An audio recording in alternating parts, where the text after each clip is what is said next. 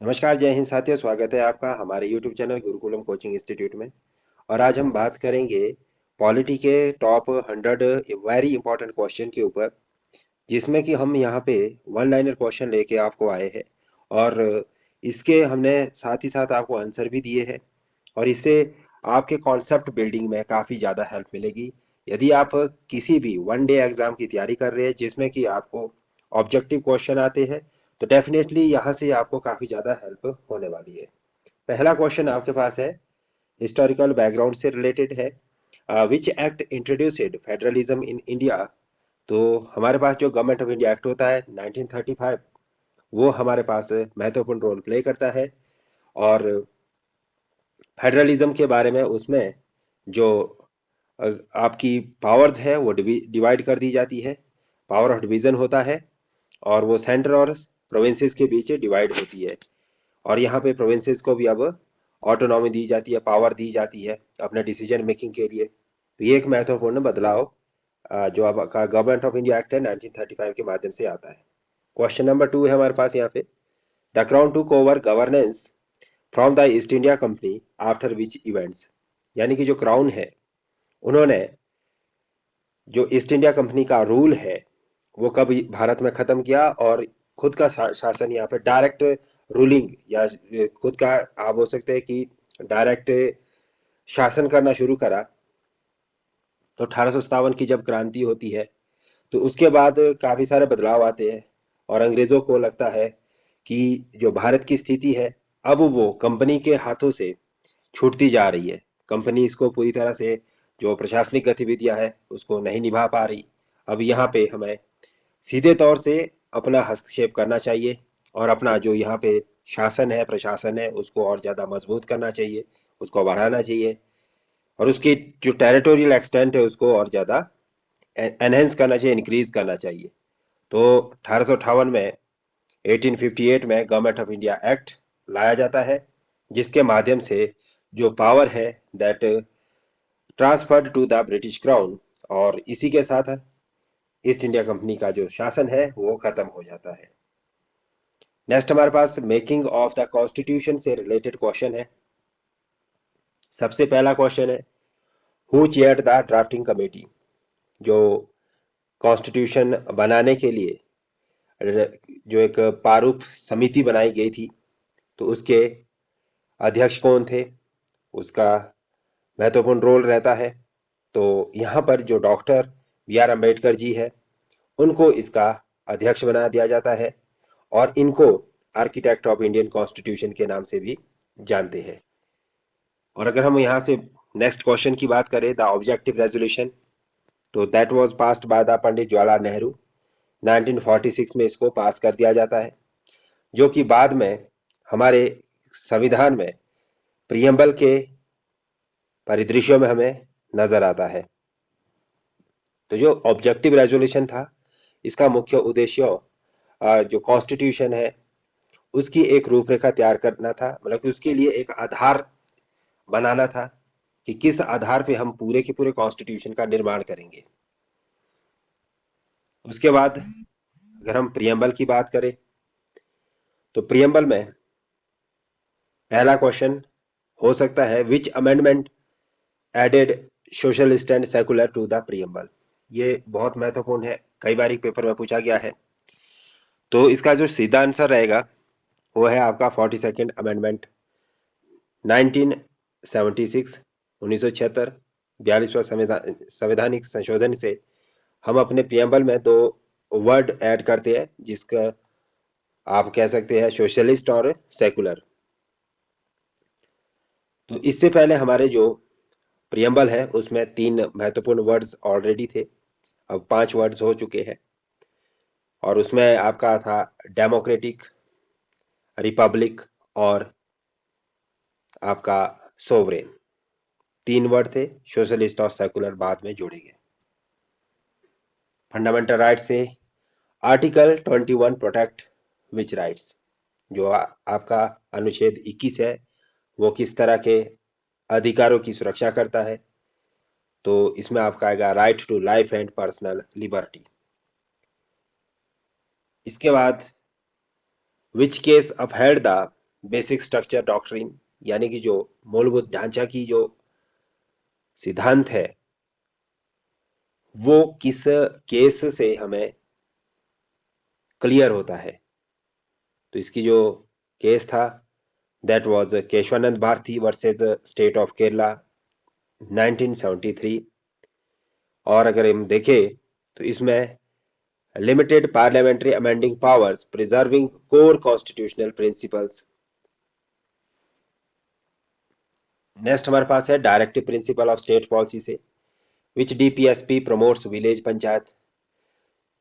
जो आपके राज्यों के नीति निर्देशक सिद्धांत है उसमें किस अनुच्छेद के माध्यम से पंचायत को बढ़ाने का या पंचायत को एक्सपेंड करने का प्रयास किया गया है या उसको निर्देशित किया गया है। तो ये आपका अनुच्छेद 40 है और 40 अनुच्छेद है जो, तो इसको अमली जामा जो पहनाया जाता है वो 73rd कॉन्स्टिट्यूशनल अमेंडमेंट के माध्यम से पहनाया जाता है। 1992 में ये अमेंडमेंट होता है और हम पंचायती राज को एक सिस्टमेटिक वे में एस्टेब्लिश कर लेते हैं।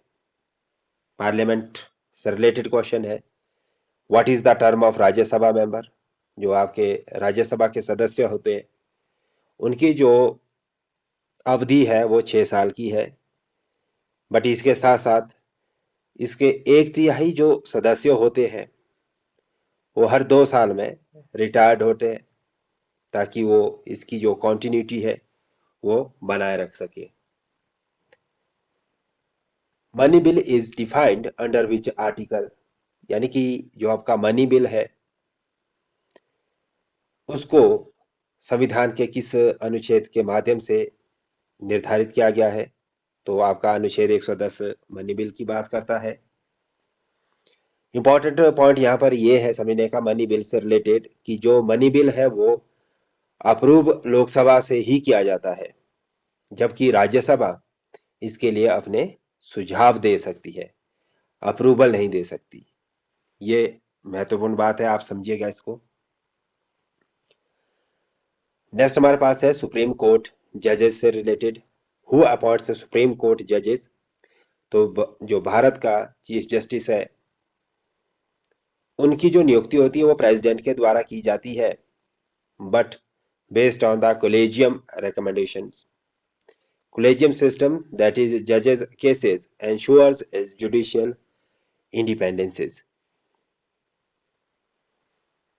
नेक्स्ट क्वेश्चन है हमारे पास what is the supreme court's advisory jurisdiction. अगर हम इसमें एडवाइजरी जुरिस्डिक्शन की बात करें सुप्रीम कोर्ट की तो आर्टिकल 143 राष्ट्रपति को ये अधिकार देता है कि वो किसी भी कोर्ट से कानूनी मसले पर किसी भी तरह की सलाह ले सकता है। इमरजेंसी प्रोविजन से एक क्वेश्चन है how many times has a national emergency been declared. तो अगर हम नेशनल इमरजेंसी की बात करें तो भारत में 3 दफा नेशनल इमरजेंसी लगती है। वो 1962 में जब हम चीन के साथ युद्ध होता है, 1971 में जब पाकिस्तान के साथ लड़ाई होती है और 1975 में जब इंदिरा गांधी नेशनल इमरजेंसी लगाती है। The 1975 emergency, that is internal disturbance, led the 44th amendment, replacing it with armed rebellions. Constitutional bodies की अगर हम बात करें तो election commission operates under which article. जो आपका पूरा का पूरा इलेक्शन कमीशन है उसकी जो फंक्शनिंग है वो कॉन्स्टिट्यूशन में अनुच्छेद 324 में बताई गई है। और इसमें जो इलेक्शन कमीशन का जो मुख्य दायित्व होता है वो फ्री और फेयर इलेक्शन करवाना होता है। साथ ही साथ ये एक मल्टी मेंबर बॉडी है और 1993 से लगातार काम कर रही है। रिसेंट डेवलपमेंट की अगर हम बात करें तो ईडब्ल्यूएस जो कोटा है 10% का वो 103 जो अमेंडमेंट होते हैं 103rd कॉन्स्टिट्यूशनल अमेंडमेंट 2019 में होता है। तो इसके माध्यम से 10% EWS कोटा दिया जाता है, यानी कि इकोनॉमिकल वीकर सेक्शंस के लिए ये प्रावधान किया गया, जिससे उनको शिक्षा और रोजगार में उन्नत लाभ दिए जा सके।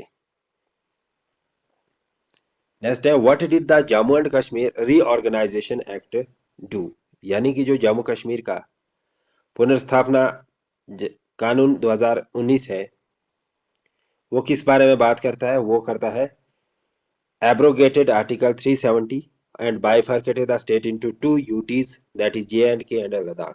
यानी कि हमने जो ये एक्ट लाया था, हमने रीऑर्गेनाइजेशन एक्ट 2019, तो इसके माध्यम से हमने जम्मू कश्मीर से सबसे पहले तो 370 हटा दी और उसके बाद इसको दो भागों में बांट दिया, जिसमें एक जम्मू कश्मीर वाले भाग को हमने अलग कर दिया, दूसरा लद्दाख को अलग कर दिया और ये दोनों यूनियन टेरिटरी बना दी। और उसके बाद विच अमेंडमेंट मैंडेटेड पंचायती राज, कि किस अनुच्छेद और किस संवैधानिक संशोधन के माध्यम से पंचायती राज को हमने इंसर्ट किया है, तो दैट इज 73rd अमेंडमेंट 1992 में होता है। और यहाँ पे 3 टायर सिस्टम को अडॉप्ट करते हैं, जिसमें कि SC ST और महिला जो वर्ग है उनके लिए विशेष आरक्षण का प्रावधान किया गया है। सेंटर स्टेट रिलेशन की अगर हम बात करें तो यहाँ पे पहला पॉइंट है, the GST council is chaired by home. जो आपकी GST काउंसिल है वो किसके द्वारा चेयर की जाती है? तो ये यूनियन फाइनेंस मिनिस्टर के द्वारा चेयर की जाती है और इसमें स्टेट फाइनेंस जो मिनिस्टर होते हैं वो भी अपनी पार्टिसिपेशन देते हैं, कोऑपरेट करते हैं to ensure the federalism strongly.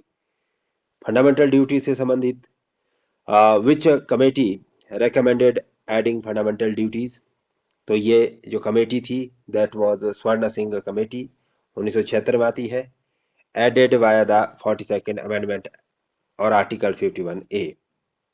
जो संविधान में हमारा आर्टिकल है 51A वो फंडामेंटल ड्यूटी की बात करता है और इसका सुझाव स्वर्ण सिंह कमेटी के द्वारा दिया जाता है और 1976 में दिया जाता है। इसके बाद आज का ये लास्ट क्वेश्चन 20th क्वेश्चन है, which amendment is termed the mini constitution, यानी कि कौन सा संशोधन मिनी कॉन्स्टिट्यूशन के नाम से प्रसिद्ध है? तो इसको हम कहते हैं 42nd अमेंडमेंट 1976, यानी कि जो 42वां संवैधानिक संशोधन है 1976 में होता है। तो इसने संविधान की जो रूपरेखा है उसमें काफी सारे बदलाव लाए, तो इसको हम एक तरह से मिनी कॉन्स्टिट्यूशन के नाम से जानते हैं। इसने जो directive principle of state policy है उसके दायरे को बढ़ाने का काम किया, फंडामेंटल ड्यूटीज को ऐड किया और इसके साथ साथ जो पावर्स है वो सेंटर की तरफ मूव ऑन की, तो इससे काफी सारी चीजें संविधान को मिली, तो इसलिए हम इसको मिनी कॉन्स्टिट्यूशन भी कहते हैं। Thank you to watch this video.